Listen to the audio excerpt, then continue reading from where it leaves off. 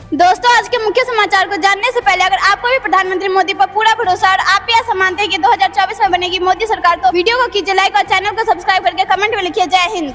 Hamas की संसद पर आईडीएफ का कब्जा, लहराया इजरायली झंडा, स्पीकर की कुर्सी पर बैठे नजर आए सैनिक। ओडिशा के 3 दिवसीय दौरे पर आ रही महामहिम राष्ट्रपति रायरंगपुर में 3 नई ट्रेनों का करेंगे उद्घाटन। म्यांमार में एयर स्ट्राइक, भागकर 24 घंटे में भारतीय सीमा में घुसे 2000 नागरिक, मलेशिया ग्रुप पीडीएफ से छिड़ी सेना की जंग। मध्य प्रदेश छत्तीसगढ़ में कांग्रेस की जातिगत जनगणना कार्ड से निपटने के लिए बीजेपी का ट्रिपल एम फॉर्मूला। यूएन में भारत बांग्लादेश ने कनाडा को धार्मिक अल्पसंख्यकों पर पढ़ाया पाठ, ट्रूडो अब रखेंगे याद। पाकिस्तान में भारत के 7 दुश्मन 7 महीने में ढेर, कोई चुन चुन कर मार रहा आतंकी। दिल्ली में मकानों को तोड़ने के आदेश से उबाल, हजारों लोगों के बेघर होने का डर। नफरत फैलाने वाला भाषण और पूजा स्थलों पर हमले रोके, यूएन में भारत ने कनाडा को सुनाया खड़ी खड़ी। बिरसा मुंडा के जन्म स्थान से पीएम मोदी करेंगे विकसित भारत संकल्प यात्रा की शुरुआत, घर घर जाकर देंगे योजनाओं की जानकारी। तमिलनाडु में ऑरेंज अलर्ट, दिल्ली समेत बिहार में छाया रहेगा कोहरा, आईएमडी का अगले 3 दिनों का अपडेट। भारत में सामाजिक आर्थिक क्रांति के लिए पीएम मोदी का बड़ा योगदान, एस जयशंकर ने प्रधानमंत्री की तारीफ में पढ़े कसीदे। सोने की कीमतों में 100 रुपए की गिरावट, चांदी 700 रुपए फिसली। खुदरा महंगाई आरबीआई के 4% के लक्ष्य के करीब पहुंची, सब्जियों के दाम में गिरावट से मिली राहत। कर्नाटक की कांग्रेस सरकार का बड़ा कदम, भर्ती परीक्षा में हिजाब पर बैन, मंगलसूत्र को अनुमति। 5 राज्यों में भारी बारिश का अलर्ट, इस सप्ताह देश के बड़े हिस्सों में बरसेंगे बादल, मौसम विभाग की चेतावनी। नीतीश के खिलाफ छठ के बाद दिल्ली के राजघाट पर धरना, कानूनी कार्रवाई भी करेंगे, जीतन राम मांझी का ऐलान। विपक्ष के मिशन ओबीसी के कार्य में मोदी का मिशन आदिवासी, 24,000 करोड़ का पैकेज, 28 लाख आबादी और 2024 पर नजर। तूफानी तेजी से भाग रही भारत की अर्थव्यवस्था, 2028 में होगी तीसरी सबसे बड़ी इकोनॉमी। सिर्फ 60 रुपए में खरीदे 1 किलो भारत दाल, केंद्र सरकार की भारत दाल स्कीम हुई लॉन्च। भारतीय कप्तान बोले, भारत विश्व कप क्वालिफायर के लिए मजबूत और अधिक तैयार। एनसीआर की तर्ज पर यूपी में बनेगा एचसीआर, योगी कैबिनेट ने दी मंजूरी, जनता से मांगे सुझाव। जंग के बीच बंधकों को छोड़ने के लिए राजी व हमास, इजराइल के सामने रखी शर्त, कतर की मध्यस्थता से बनती दिख रही बात। तेलंगाना में कांग्रेस बीआरएस समेत 3 दलों पर लगा आचार संहिता के उल्लंघन का आरोप, चुनाव आयोग ने विज्ञापन पर लगाई रोक। दोस्तों, अगर आपने अभी तक वीडियो लाइक नहीं किया है तो कृपया वीडियो लाइक कर दीजिए। हम जो कहते हैं वो करके दिखाते हैं। कांग्रेस को लगता था राम मंदिर नहीं बनेगा, मध्य प्रदेश में बोले पीएम मोदी। गृह मंत्री को हटाने पर बढ़ा विवाद, पहली बार ऋषि सुनक के खिलाफ अविश्वास प्रस्ताव लाने की कोशिश। भारतीय नौसेना हाई अलर्ट पर, कराची में चीनी पनडुब्बी पर पैनी नजर, चीन पाकिस्तान की नेवी है साथ। आचार संहिता लागू होने के बाद तेलंगाना में अब तक 552 करोड़ के सामान जब्त। छठ पर घर जाने के लिए हर कोई बेताब, स्टेशन पर उमड़ा सैलाब, 24 घंटे पहले स्टेशन पर पहुंचे लोग। बिहार में फिर जंगल राज की आहट, अवैध बालू से लदे ट्रैक्टर ने पुलिस टीम को कुचला, दरोगा की मौत, एक जवान की हालत गंभीर। नहीं रहे ओबरॉय ग्रुप के चेयरमैन पृथ्वीराज सिंह ओबरॉय, भारत में होटल व्यवसाय को दी थी नई दिशा। अक्टूबर में थोक महंगाई घटी, लगातार 7 महीने से आंकड़ा शून्य से नीचे, खाने पीने का सामान सस्ता। अब नतमस्तक हुए नीतीश, मुख्यमंत्री की यह अदा भी पहली बार, सवाल के लिए रोका तो 2 बार हाथ जोड़ सिर झुकाया। प्रधानमंत्री नरेंद्र मोदी आज करेंगे 15वीं किस्त जारी, किसानों को मिलेगा दिवाली का तोहफा। त्रिशंकु विधानसभा की गुंजाइश ही नहीं, तेलंगाना में बीजेपी की बन रही सरकार, जी किशन रेड्डी ने किया दावा।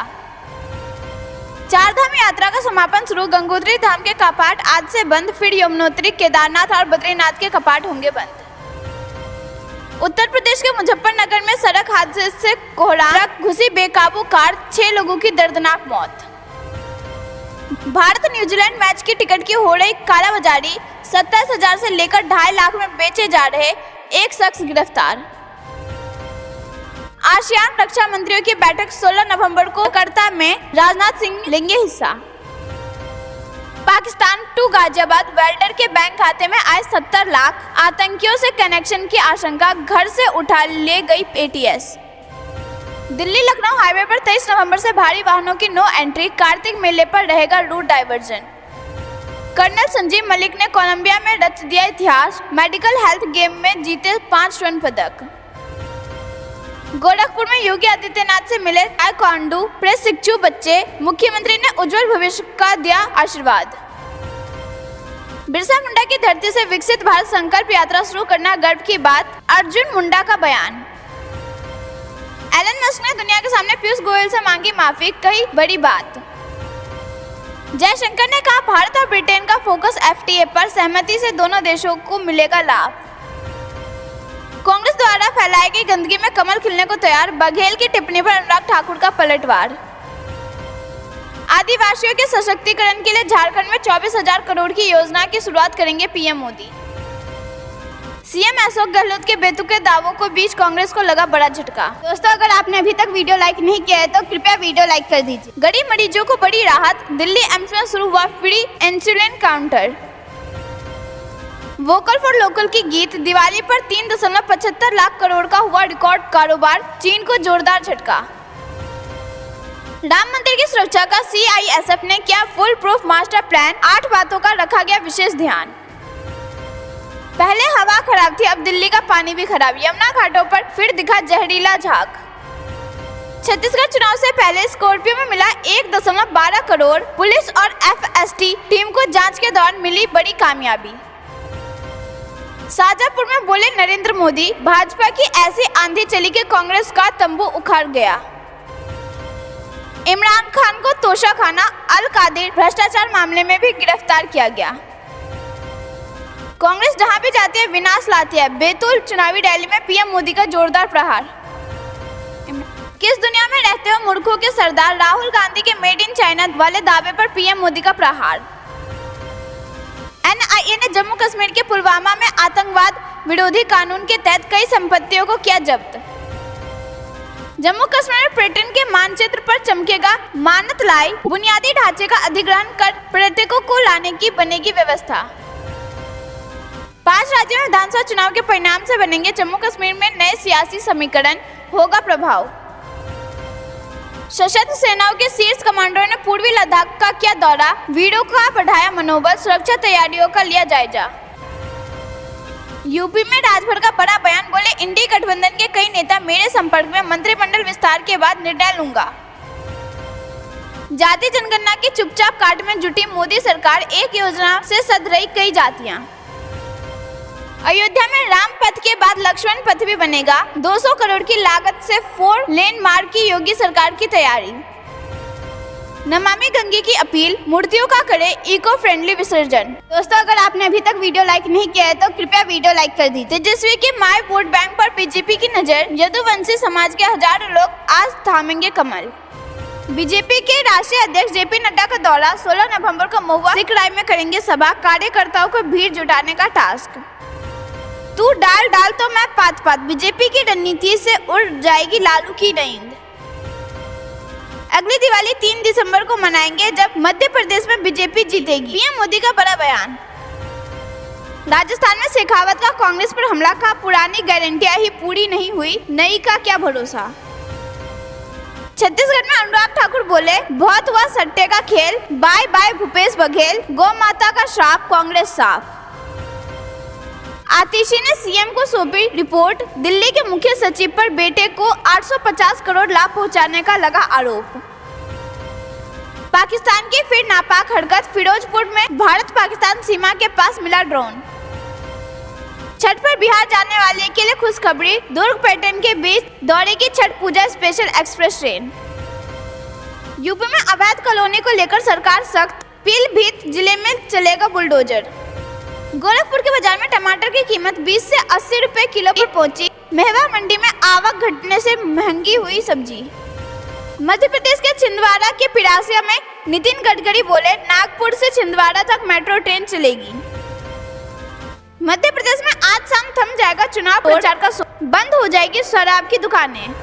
बीजेपी के खिलाफ इंडिया जिसे बना रहे थे हथियार, उसी से अखिलेश यादव कर रहे कांग्रेस पर वार। दरोगा की हत्या पर जमुई सांसद का बड़ा आरोप, बालू माफिया को सीएम का संरक्षण। 5 राज्यों के नतीजे ही बताएंगे इंडिया गठबंधन का भविष्य। मध्य प्रदेश से लेकर यूपी तक एक दूसरे के खिलाफ खड़े।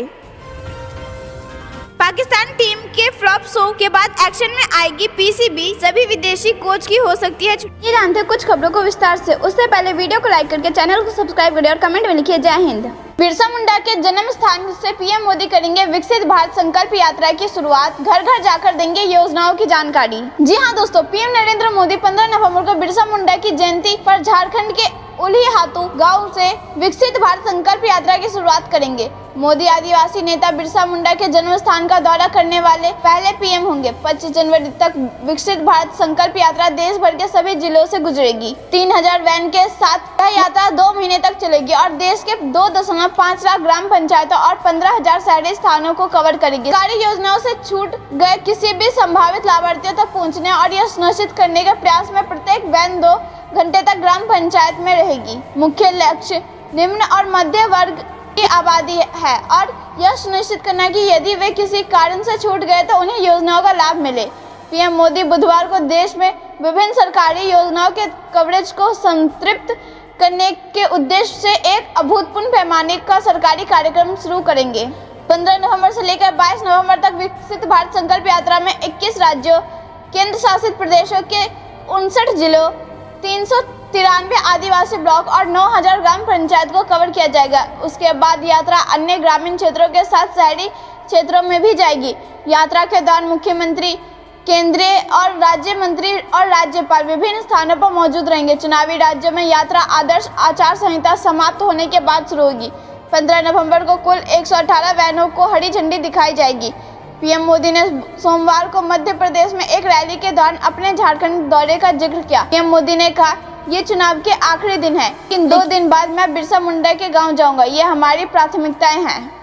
रुक करते अगली बड़ी खबर की तरफ। भारत में सामाजिक आर्थिक क्रांति के लिए पीएम मोदी का बड़ा योगदान, एस जयशंकर ने प्रधानमंत्री की तारीफ में पढ़े कसीदे। जी हां दोस्तों, विदेश मंत्री एस जयशंकर ने एक बार फिर प्रधानमंत्री मोदी के तारीफ में कसीदे पढ़े हैं। उन्होंने सोमवार को कहा कि पिछले दशक में भारत में जो भी सामाजिक आर्थिक क्रांति आई है, इसमें प्रधानमंत्री नरेंद्र मोदी का बड़ा योगदान है। जयशंकर ब्रिटेन के दौरे पर है। एक कार्यक्रम में उन्होंने कहा कि दुनिया में यूके और विकसित ने भारत के बीच संबंधों का स्वीकार किया है और उन्होंने देश में विकास कार्यों का लेकर पीएम मोदी द्वारा निभाई गई महत्वपूर्ण भूमिका पर भी जोर दिया। एक दिवाली रिसेप्शन को संबोधित करते हुए विदेश मंत्री एस जयशंकर ने कहा कि मैंने यह कहकर शुरुआत की ही दुनिया बदल गई है, हमारे रिश्ते बदल गए, यूके बदल गया और भारत बदल गया। इसलिए आप मुझसे पूछ सकते हैं कि क्या बदलाव आया। आप जवाब जानते हैं, जवाब है मोदी। उन्होंने बेटी पढ़ाओ बेटी बचाओ, जनधन योजना, Awas Yojana, digital India, startup India और स्किल इंडिया अभियान सहित परिवर्तनकारी नीतियों के बारे में विस्तार से बताया कि अगले वर्ष तक सरकार अपना दूसरा कार्यकाल पूरा कर लेगी। लेकिन जब हम पिछले 10 वर्ष को देखते हैं तो पता चलता है कि ये 10 वर्ष वास्तव में भारत में एक सामाजिक आर्थिक क्रांति के रहे। हमने वास्तव में लगभग इतने ही नए विश्वविद्यालय और कॉलेज बनाए। पिछले 10 वर्ष में देश की स्थिति पिछले 65 वर्षों की तरह ही रही है। दोस्तों, अगर आपने अभी तक वीडियो लाइक नहीं किया है तो कृपया वीडियो लाइक कर दीजिए। रुक करते अगली बड़ी खबर की तरफ। ओडिशा के 3 दिवसीय दौरे पर आ रहे महामहिम राष्ट्रपति रायरंगपुर में 3 नई ट्रेनों का करेंगे उद्घाटन। जी हाँ दोस्तों, राष्ट्रपति द्रौपदी मुर्मू 21 नवंबर को रायरंगपुर में 3 नई ट्रेनों का उद्घाटन करेंगी। ये 3 नई ट्रेन बादम पहाड़ रायरंगपुर स्टेशन से होकर चलेंगी। प्राप्त जानकारी के मुताबिक राष्ट्रपति 3 दिवसीय यात्रा पर 20 नवंबर को ओडिशा आने वाली हैं। अपनी यात्रा के दौरान राष्ट्रपति इन तीनों ट्रेनों का उद्घाटन करेंगी। राष्ट्रपति के गृह क्षेत्र रायरंगपुर और बादम पहाड़ स्टेशन के लिए एक्सप्रेस मेल ट्रेन चलाने की लंबे समय से मांग की जा रही है। रेलवे सूत्रों ने बताया कि राष्ट्रपति नई ट्रेनों का उद्घाटन करने वाली है। ट्रेन को हरी झंडी दिखाने के बाद वह ट्रेन यात्रा करेंगी। ट्रेन कोलकाता के शालीमार बादम पहाड़ साप्ताहिक एक्सप्रेस है, जो शालीमार से हर शनिवार को रात 11:05 पर रवाना होगी। दिन 5:40 पर बादम पहाड़ पहुंचेगी। इसी तरह वापसी में ट्रेन हर रविवार को बादम पहाड़ रात 9:30 बजे रवाना होगी और अगले दिन सुबह 5 बजे शालीमार पहुंचेगी। यह ट्रेन बहलादा रोड, तांजोरी और रायरंगपुर स्टेशन पर रुकेगी। रूरकेला बादाम पहाड़ साप्ताहिक एक्सप्रेस वे यह रविवार को 6:10 पर बादाम पहाड़ से रवाना होगी और उसी दिन सुबह 11:40 पर राउरकेला पहुंचेगी। इसी तरह तीसरी ट्रेन टाटानगर बादाम पहाड़ टाटानगर के बीच सप्ताह में 6 दिन चलेगी। रविवार के अलावा यह ट्रेन हर दिन सुबह 9:55 पर टाटानगर से रवाना होगी और उसी दिन दोपहर 12:15 पर बादाम पहाड़ पहुंचेगी। रुक करते अगली बड़ी खबर की तरफ। हमास के संसद पर आईडीएफ का कब्जा, लहराया इजरायली झंडा, स्पीकर की कुर्सी पर बैठे नजर आए सैनिक। जी हां दोस्तों, इजराइल हमास युद्ध का आज 39वां दिन है। गाजा में इजरायली सेना और हमास के बीच लड़ाई जारी है। युद्ध की वजह से गाजा में अब तक 23 लाख लोगों को अपने घर को छोड़कर सुरक्षित स्थानों पर जाना पड़ा है। 7 अक्टूबर से चल रही इस जंग में 11,000 से अधिक फिलिस्तीनी मारे जा चुके हैं। इजराइल ने कहा कि सेना ने गाजा सिटी के चारों ओर से घेर रखा है। वहीं इजराइल के एक सैनिकों ने यह दावा किया है सेना ने हमास के संसद पर कब्जा कर लिया है। सोशल मीडिया पर इजरायली सेना ने एक फोटो साझा किया जिसमें देखा जा सकता है कि आईडीएफ की गोलानी ब्रिगेड गाजा में मौजूद हमास के संसद भवन के अंदर मौजूद है और वे अपने देश का झंडा लहरा रहे हैं। तस्वीर में देखा जा सकता है कि इजरायली सैनिक संसद की स्पीकर की कुर्सी पर बैठे हैं। द टाइम्स ऑफ इजराइल की रिपोर्ट के अनुसार फिलिस्तीनी विधान परिषद भवन 2007 के हमास के नियंत्रण में था, जिसे अब इजराइल बलों ने अपने नियंत्रण में ले लिया है। एफपी की रिपोर्ट के अनुसार इजरायली रक्षा मंत्री योव गैलेंट ने कहा हमास के जिन आतंकियों ने गाजा पट्टी पर 16 साल से नियंत्रण किया, अब वो अपना नियंत्रण खो चुके हैं। योव गैलेंट ने आगे कहा कि हमास के लड़ाक दक्षिण गाजा की ओर भाग रहे हैं। इजरायली रक्षा मंत्री ने आगे बताया कि हमास के ठिकानों को फिलिस्तीनी नागरिक लूट रहे हैं। गाजा के नागरिकों में सरकार यानी कि हमास की सरकार को लेकर कोई आस्था नहीं रह गई है। इजराइल ने साफ तौर पर कहा है कि जब तक हमास के कब्जे मौजूद सभी इजरायली नागरिकों को हम रिहा नहीं कर लेते, तब तक यह युद्ध जारी रहेगा। इजरायली सेना आर पार की लड़ाई लड़ रही है। कुछ दिनों पहले इजराइल ने कहा था कि गाजा के 2 हिस्सों यानी उत्तर और दक्षिण गाजा में बांट दिया गया है। गाजा सरकार द्वारा जारी आंकड़ों के अनुसार मृतकों में 4,630 बच्चे और 3,130 महिलाएं थी, जबकि अन्य 29,000 लोग घायल हुए थे। रुक करते अगली बड़ी खबर की तरफ। मध्य प्रदेश छत्तीसगढ़ में कांग्रेस की जातिगत जनगणना कार्ड से निपटने के लिए बीजेपी का ट्रिपल फॉर्मूला। जी हां दोस्तों, राजस्थान, मध्य प्रदेश और छत्तीसगढ़ के विधानसभा चुनाव इस बार जातिगत जनगणना का शोर है। कांग्रेस का हर चुनावी राज्य में सत्ता में आने पर जातिगत जनगणना कराने का वादा किया है। ग्रैंड ओल्ड पार्टी ने जातिगत जनगणना का वादा अपने भाषण पत्र में किया ही, पार्टी की रैलियों में भी उसकी गूंज सुनाई दी। राजस्थान में 25, मध्य प्रदेश और छत्तीसगढ़ में 17 नवंबर को वोटिंग होनी है। राजस्थान और मध्य प्रदेश के अन्य पिछड़ा वर्ग यानी ओबीसी की आबादी अनुमानों के मुताबिक 50% के करीब है। छत्तीसगढ़ में ओबीसी आबादी 44% के करीब होने का अनुमान है। जातिगत जनगणना के दाव से कांग्रेस ओबीसी मतदाताओं को अपने पाले में लाने की कोशिश में। वहीं मतदाता की तिथि करीब आते ही भारतीय जनता पार्टी भी इसे लेकर एक्टिव मोड में आ गई। बीजेपी कांग्रेस की जातिगत जनगणना के दाव को काट के लिए ट्रिपल फॉर्मूला आजमाती नजर आ रही है। बीजेपी की सीएम फेस घोषित किए बगैर चुनाव मैदान में उतरने का फैसला हो या घोषणा पत्र का नया नाम या गृह मंत्री अमित शाह जैसे वरिष्ठ नेता और चुनावी रैलियों में संबोधन, इसी फॉर्मूला के इर्द गिर्द होता नजर आ रहा है। फॉर्मूला है मोदी मंत्रियों की संख्या और मंडल कमीशन। नरेंद्र मोदी खुद भी ओबीसी से ही आते हैं और पार्टी इस चुनाव प्रचार में जोर शोर से बता रही है। बीजेपी के नेता चुनावी रैलियों में जगह जगह ये जिक्र करें कि नरेंद्र मोदी ओबीसी वर्ग से ही आते हैं। देपालपुर में एक चुनावी जनसभा को संबोधित करते हुए गृह मंत्री अमित शाह ने जो ही बातें कही वो काफी हद तक बीजेपी की इस रणनीति को इशारा मानी जा रही है। गृह मंत्री अमित शाह ने पीएम मोदी की पृष्ठभूमि का जिक्र किया और केंद्र सरकार में ओबीसी वर्ग से आने वाले मंत्रियों की संख्या भी गिनाई। कि मोदी सरकार में 35% से अधिक मंत्री ओबीसी वर्ग के हैं। पिछड़ा वर्ग आयोग के संवैधानिक मान्यता देने के साथ ही शैक्षणिक संस्था में 27% आरक्षण देने का काम मोदी सरकार ने किया। अमित शाह ने मंत्रियों की संख्या ओबीसी को लेकर सरकार की उपलब्धियां गिनाई। कमीशन का जिक्र करते हुए कांग्रेस पर हमला भी बोला। दोस्तों, अगर आपने अभी तक वीडियो लाइक नहीं किया है तो कृपया वीडियो लाइक कर दीजिए। रुक करते हैं अगली बड़ी खबर की तरफ। पाकिस्तान में भारत के साथ दुश्मन 7 महीने में ढेर, कौन चुनकर मार रहा आतंक। जी हाँ दोस्तों, पाकिस्तान के कराची में रविवार को मौलाना रहीम उल्लाह तारिक की अज्ञात हमलावरों ने गोलियां मारकर हत्या कर दी। रहीम उल्लाह के आतंकी सरगना मौलाना मसूद अजहर करीबी था और कई बड़ी घटनाओं में शामिल रहा था। उसे उस वक्त मार डाला गया जब वह एक धार्मिक आयोजन में हिस्सा लेने के लिए कराची के आड़ोंगी जा रहा था। कराची पुलिस ने इस घटना को टारगेटेड किलिंग बताते हुए आतंकी हरकत करार दिया है। इससे पाकिस्तान का दोहरा रवैया भी उजागर होता है कि कैसे वह आतंकियों से हमदर्दी रखता है और उनके मारे जाने पर दुखी है। वहीं भारत के लिए यह राहत की खबर है कि यह साल की तीसरी घटना है जब भारत पर हमलों में शामिल रहे किसी आतंकी को मारा गया है। वहीं बीते 7 महीने में यह छठी ऐसी घटना है जब किसी जिहादी संगठन के आतंकी या फिर खालिस्तानी को मारा गया है। दिन पहले ही लश्कर के कमांडर अकरम गाजी को भी अज्ञात हमलावरों ने खैबर पख्तूनख्वा में मार डाला। जम्मू कश्मीर के सुंजवा में 2018 में हुए आतंकी हमले को अंजाम देने वाले मास्टरमाइंड्स में ख्वाजा साइद को भी किडनैप कर लिया गया था। कुछ दिनों इसका कटा हुआ शव एलओसी के पास बरामद हुआ। मौलाना रहीमुल्लाह तारिक की हत्या में स्थानीय आतंकियों और वर्चस्व की जंग को वजह माना जा रहा है। कराची पुलिस के सूत्रों का कहना है कि रहीमुल्लाह को हत्यारों ने बेहद करीब से गोली मारी है और आसानी से मौके से निकलने। साफ है कि उनको कराची के औरंगी के बारे में पूरी जानकारी थी। तारिक की मौके पर मौत हो गई। कहना है कि वह भारत और कश्मीर के खिलाफ बोलने के लिए एक आयोजन में जा रहा था। इसी दौरान उसकी हत्या हो गई। उसके अकरम गाजी भी भारत के खिलाफ आतंकियों को भर्ती करने का दिखता है। उसने 2018 से 2020 के दौरान बड़ी संख्या में लश्कर में आतंकियों को भर्ती किया था। लश्कर के एक और टॉप कमांडर रियाज अहमद की पीओ के रवाल कोर्ट में हत्या हुई थी। वह लश्कर के ऑपरेशन और भर्ती के काम को देखता था। इसके अलावा मई में भारत के वांटेड और खालिस्तानी कमांडो फोर्स सरना परमजीत सिंह पंजावर की हत्या भी हो गई थी। पंजी उस वक्त गोली मारकर हत्या हुई थी जब वह लाहौर में सुबह मॉर्निंग वॉक पर निकला था।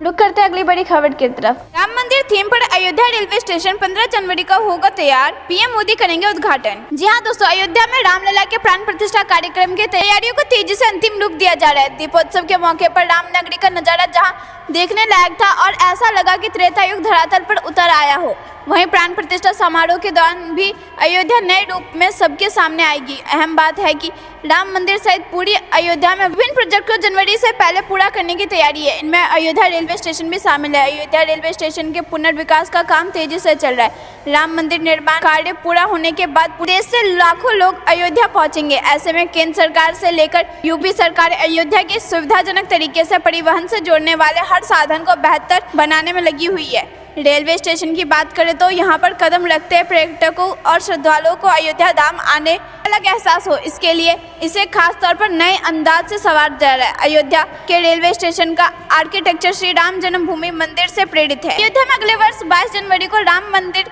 में रामलला की प्राण प्रतिष्ठा की जाएगी। इस मौके पर प्रधानमंत्री नरेंद्र मोदी, आरएसएस सर संचालक मोहन भागवत, मुख्यमंत्री योगी आदित्यनाथ सहित अन्य मेहमान अयोध्या पहुंचेंगे। इससे पहले अयोध्या रेलवे स्टेशन के काम को तेजी से पूरा करने का लक्ष्य निर्धारित किया गया है। बताया जा रहा है कि 15 जनवरी 2024 तक रेलवे स्टेशन से जुड़े सभी काम पूरे कर लिए जाएंगे। इसके लिए रेलवे अफसर लगातार काम की मॉनिटरिंग कर रहे हैं। अयोध्या रेलवे स्टेशन को इस तरह बनाया जा रहा है कि पहली झलक स्टेशन पर ही नजर आ जाएगी। इसकी बिल्डिंग मंदिर से ही प्रेरित है।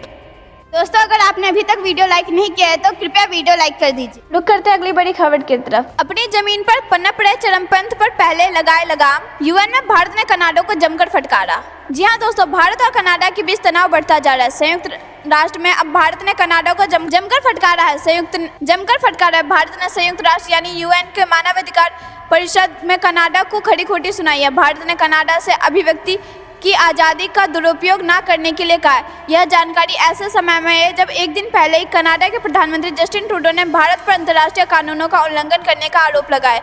दोनों देशों के बीच सितंबर के महीने से ही तनाव की स्थिति है। 18 सितंबर को ट्रूडो ने खालिस्तानी आतंकी हरदीप सिंह निज्जर की हत्या के लिए भारत के एजेंट्स को जिम्मेदार बताया था। संयुक्त राष्ट्र मानवाधिकार परिषद में भारतीय राजनयिक मोहम्मद हुसैन ने कनाडा को जमकर सुनाया। उन्होंने अपनी टिप्पणी में कनाडा में हिंसा भड़काने के लिए अभिव्यक्ति की स्वतंत्रता का दुरुपयोग को रोकने और चरमपंथ को बढ़ावा देने वाले समूहों की गतिविधियों को अस्वीकार करने के लिए घरेलू ढांचे को और मजबूत करने का आग्रह किया। भारत ने कनाडा से अभिव्यक्ति की स्वतंत्रता को दुरुपयोग रोकने के अलावा धार्मिक अल्पसंख्यकों की पूजा स्थलों पर हमलों को रोकने और देश में बढ़ते हेट क्राइम को रोकने की भी अपील की है। भारत ने कहा कि कनाडा की कानूनी उपायों की मदद से क्राइम पर लगाम लगाने के प्रयास करने चाहिए। दोस्तों, ये थी दिन भर की सारी जरूरी और बड़ी खबर। अंत तक बने रहने के लिए बहुत बहुत धन्यवाद। जाने से पहले वीडियो को लाइक और चैनल को सब्सक्राइब करके बेल आइकन दबाइए और कमेंट में लिखिए जय हिंद।